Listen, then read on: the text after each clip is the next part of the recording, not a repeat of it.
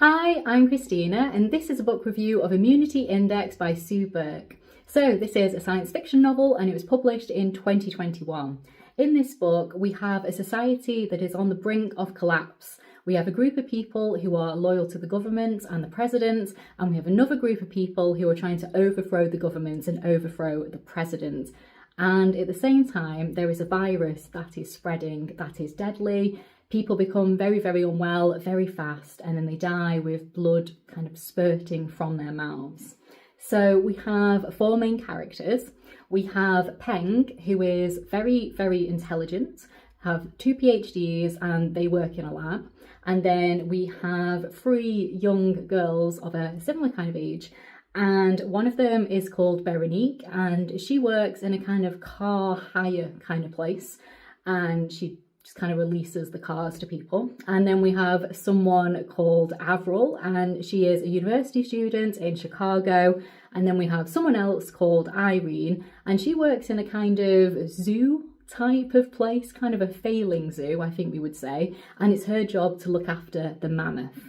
So I will just say, I really didn't enjoy this book, and I really thought that I would. So I've given this one 2 stars, and it's just because it was pretty disappointing, it was pretty underwhelming, and I've had a pretty bad run of books recently. There's been quite a few that I haven't really enjoyed. I've not been doing very well with my reading choices, and I really didn't like this one. And I'm probably going to go into a little bit of spoiler territory, so I will just say that now before I kind of go into it. And it's mainly because I thought this book was going to be a book about viruses, and it is, but it's also a book about clones. Now, I'm not particularly interested in clones, I would say. Had I known that the major kind of part of this book would be about clones, I don't think I would have picked it up. There is kind of instances of the virus, obviously, but I would say the major part is the clones. And our 3 main women are actually clones of each other, and in this world they are called dupes for duplicates.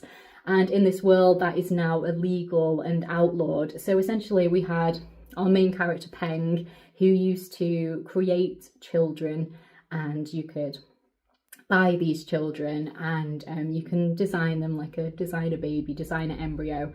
And they are essentially clones of one another. And then over time that has become illegal, and the reason it is now illegal is because the people in power in the government and the president are very religious, and they think that if you are a clone, you aren't a true human because you don't have a soul. Only the original person would have a soul, and the clone would be soulless and therefore not human, and therefore kind of a second-class citizen. So that's kind of where we are with this, and I'd say that's a major part of the story, and I really wanted the virus to be the major part of the story.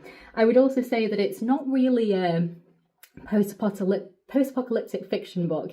It's more of a pre-apocalyptic fiction book, and it is kind of seeing the collapse of society, but it's looking at it at a very political level, and it does very much feel like kind of like America with Trump, and it just feels like that, and it feels a little bit on the nose at times, I would say too. It's all kind of a little bit surface level, and there was a lot of things that kind of happened that just felt a little bit silly, that I didn't really like. So in one part of it, one of our main characters is trapped in prison, and she escapes by climbing inside with people, and then they open up kind of like some skylight in the roof. And then the mammoth that she looks after sees her and kind of runs towards her and kills all the kind of robot guards. And then she jumps out and gets on the mammoth, and then she gets out, and then the mammoth breaks down the doors and everybody escapes. And it just, I don't know, I think it got to the stage where someone was escaping prison on the back of a mammoth, and it kind of just lost me a little bit, to be honest. But I would say one of my favourite parts of this is the mammoth. I really liked that inclusion.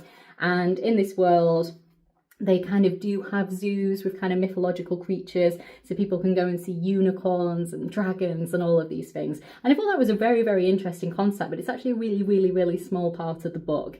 So overall, I just didn't really enjoy this one at all. I didn't find it engaging. It was really hard to keep picking it up and pushing through and trying to keep reading this book. And I think if I'm being honest with myself, I should have just DNF'd this book when I wasn't enjoying it in the beginning.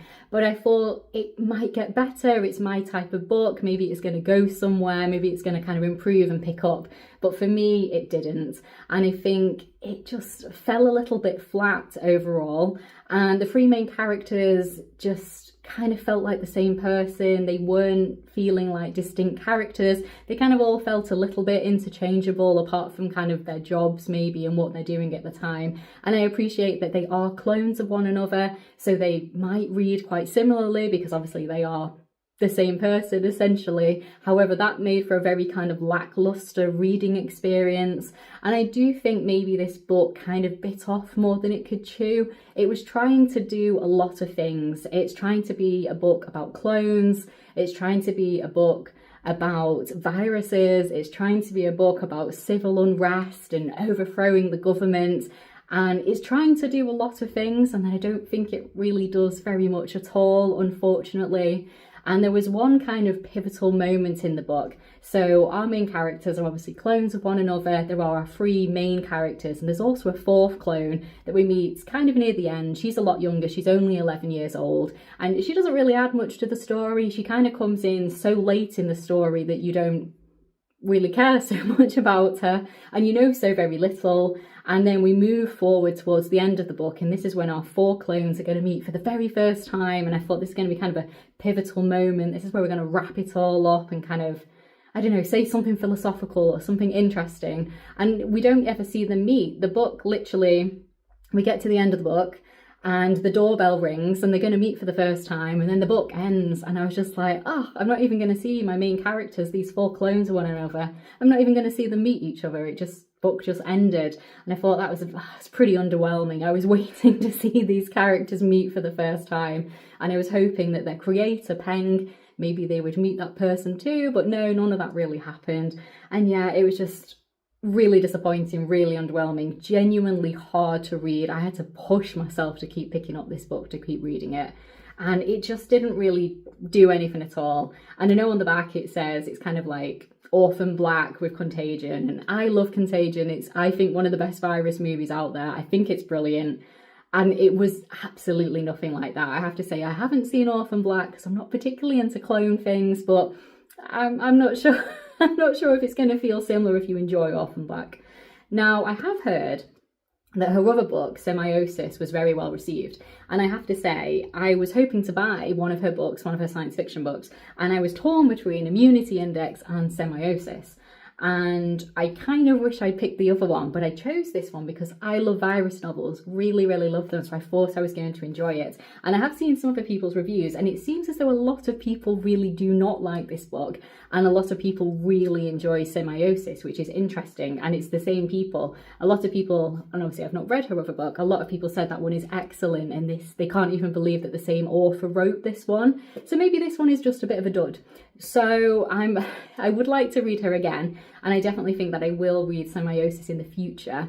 But yeah, there was nothing really redeeming for me in this. I didn't even really like the writing style. It was just a bit flat and boring. There was no like beautiful sentences. It was just, yeah, it just wasn't very good. It was not for me at all, and I had quite high hopes for this one, and I do love a virus book or movie. I find them really interesting.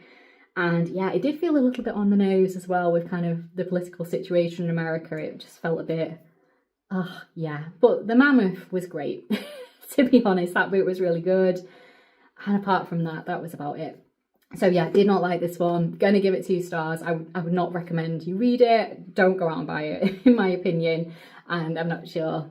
Yeah, it wasn't for me. I'm not sure who it's for either.